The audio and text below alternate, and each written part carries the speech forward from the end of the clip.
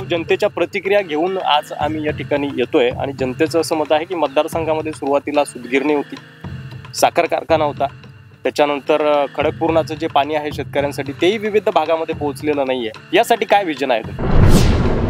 सिंचनाची व्यवस्था नसल्यामुळे शेतकरी हवालदिल त्या ठिकाणी झालेले. तरुणांना रोजगारासाठी पुणे, मुंबई, संभाजीनगर अशा ठिकाणी जावं लागतं. आपल्या मतदारसंघामध्ये रोजगार उपलब्ध करून देण्यासाठी काय विजन घेऊन तुम्ही सध्या उतरलेला आहात? तर 2-2.5 हजार लोकांना सहज त्या ठिकाणी उद्योग मिळू शकतो. जिजाऊ जन्मस्थळ म्हणून सिंदखेड राजासाठी काय तुमच्या डोक्यामध्ये प्लॅनिंग असणार आहे? कोणते 3 प्लस पॉईंट आहेत तुमचे जे या प्रस्थापितांना टक्कर देऊ शकतात असं तुम्हाला वाटतं? सध्या प्रचारामध्ये तुमची टॅगलाईन खूप व्हायरल होते, नेता नव्हे मित्र, मनोज कायंदे सर्वत्र.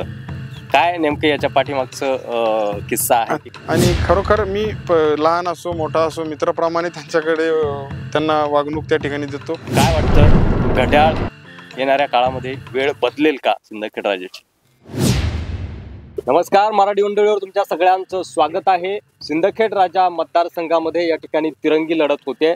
एकनाथ शिंदे यांच्या नेतृत्वातील शिवसेनेकडून शशिकांत खेडेकर मैदानात आहेत, शरद पवार गटाकडून राजेंद्र शिंगणे मैदानात आहेत, तर राष्ट्रवादी अर्थात अजितदादा पवार यांच्याकडून घड्याळ चिन्हावर सिंदखेड राजा विधानसभा मतदारसंघामध्ये मैदानात आहेत मनोज भाऊ कायंदे. भाऊ, स्वागत आहे तुमचं. नमस्कार. बाय प्रोफेशन मी काही पत्रकार नाहीये, त्यामुळे पत्रकारांसारखे प्रश्न मला जमणार नाही. थेट रोखोक माझा प्रश्न तुम्हाला असणार आहे पहिलाच, की एक तरुण तडफदार नेतृत्व म्हणून तुम्ही मतदारसंघात समोर आलेला आहात. गेल्या अनेक वर्षापासून प्रस्थापित या मतदारसंघावर सत्ता उपभोगत आहेत. त्याच्या व्यतिरिक्त काय तुमचं विजन असणार आहे मतदारसंघामध्ये जे तुम्ही घेऊन मैदानामध्ये उतरलेले आहात? तर विषय असा आहे की गेल्या 25 वर्षापासून सातत्यानं मतदारसंघामध्ये विकासाचा पत्ता नाही. सातत्यानं एकच लोकप्रतिनिधी त्या ठिकाणी निवडून येत आहेत आणि त्यांना प्रबळ दावेदार प्रबळ विरोधक त्या ठिकाणी मिळत नसावा आणि त्यामध्ये आमच्याही काही चुका असू शकतात. आम्ही त्यांच्यासोबत 20 वर्षापासून त्यांचंच काम करून प्रामाणिकपणे त्यांना निवडून देत आलो.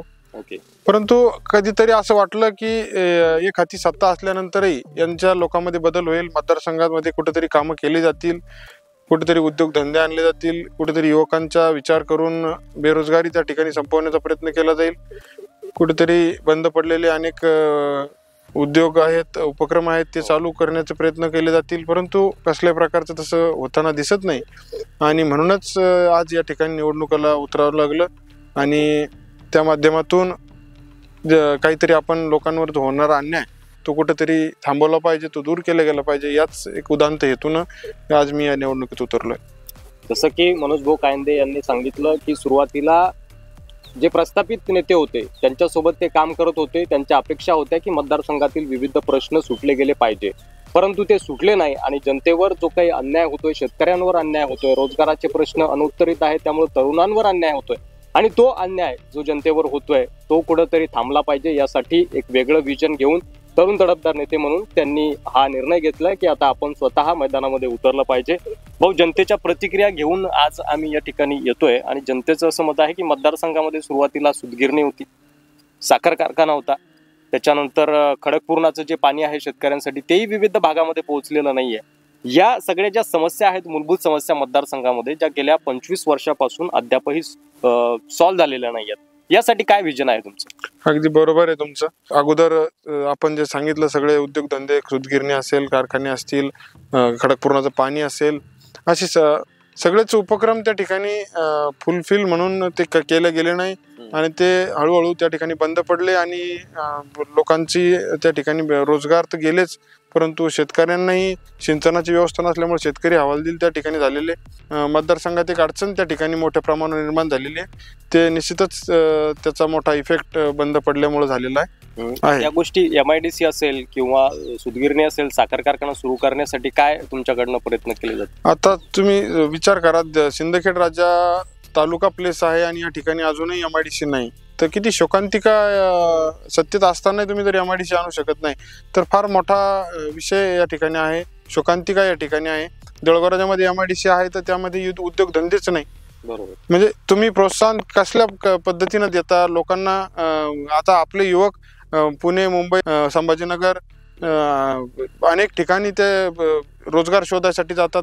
आज मी बघितलं एक 30-40 हजार मतदान आपलं सिंदखेड राजा मतदारसंघाच्या बाहेर कामानिमित्त त्या ठिकाणी गेलेलं आहे, नोकरीनिमित्त त्या ठिकाणी गेलेलं आहे, ते कशामुळं? इथे सदनता नाही, इथे कसल्याही प्रकारचा शाश्वत विकास नाही, इथं त्यांना भरोसा नाही आहे, मतदारसंघात राहावं असं वाटत नाही आहे, म्हणून एक निराशा निर्माण झालेली आहे जनतेमध्ये.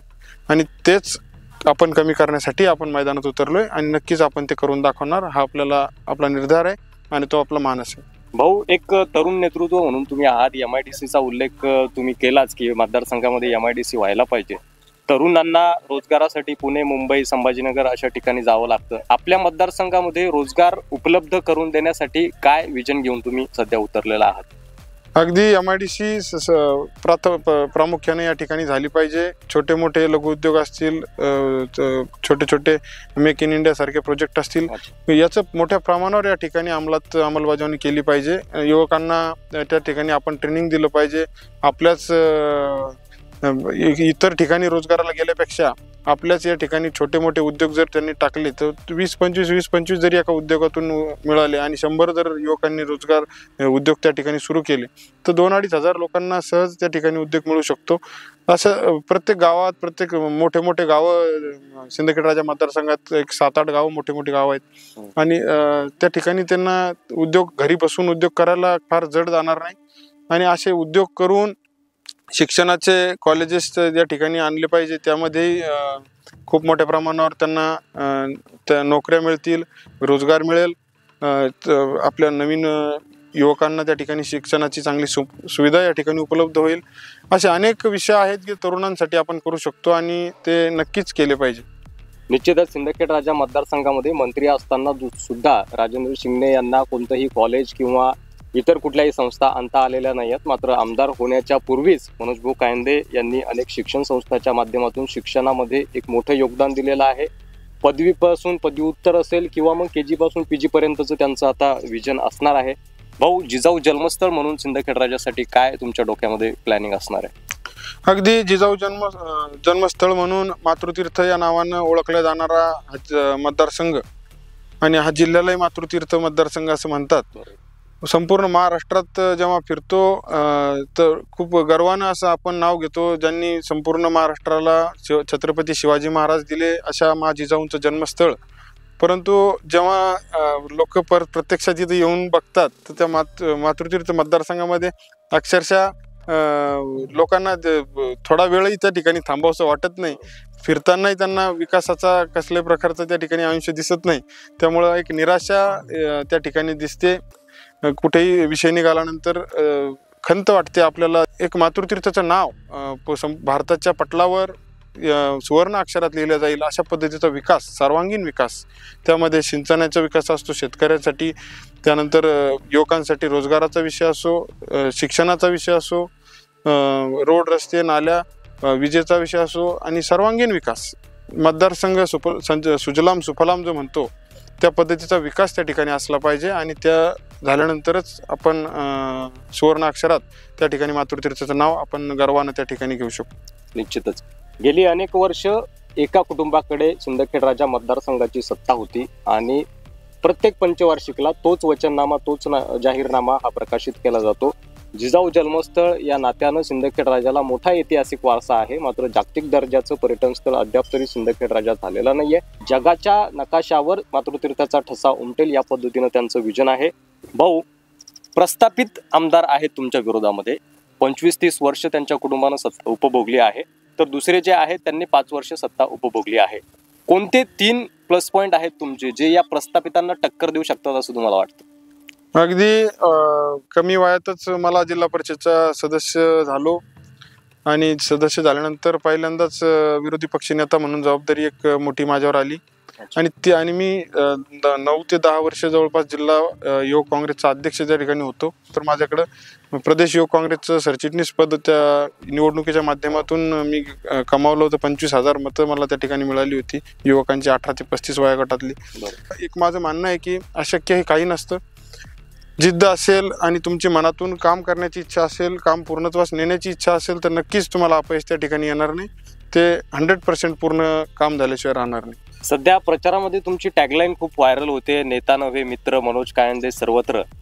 काय नेमकं याच्या पाठीमागचं किस्सा आहे की आता तर कशाप्रकारे समोर आली ही गोष्ट? ते तर खरं तर मी केलेलं नाहीये ते माझ्या मित्रांनी म्हणजे कार्यकर्ते तर मी एक छोटा कार्यकर्ता आहे, जनतेत राहणारा कार्यकर्ता आहे. सातत्यानं मला जनतेमध्ये राहायला आवडतं आणि खरोखर मी लहान असो मोठा असो मित्राप्रमाणे त्यांच्याकडे त्यांना वागणूक त्या ठिकाणी देतो. त्याच्यामुळं कदाचित ते मला मित्र मानतात आणि नेता मला हा शब्दही आवडत नाही आणि त्याच्यामुळे त्यांना नेता नव्हे मित्र हे स्लोगन आवडलं असावं. भाऊ, अनेक मुद्द्यावर आपण सविस्तर चर्चा केली. एक शेवटचा प्रश्न तुम्हाला विचारावासा वाटतो, कुणासोबत तुमची फाईट आहे असं तुम्हाला वाटतं?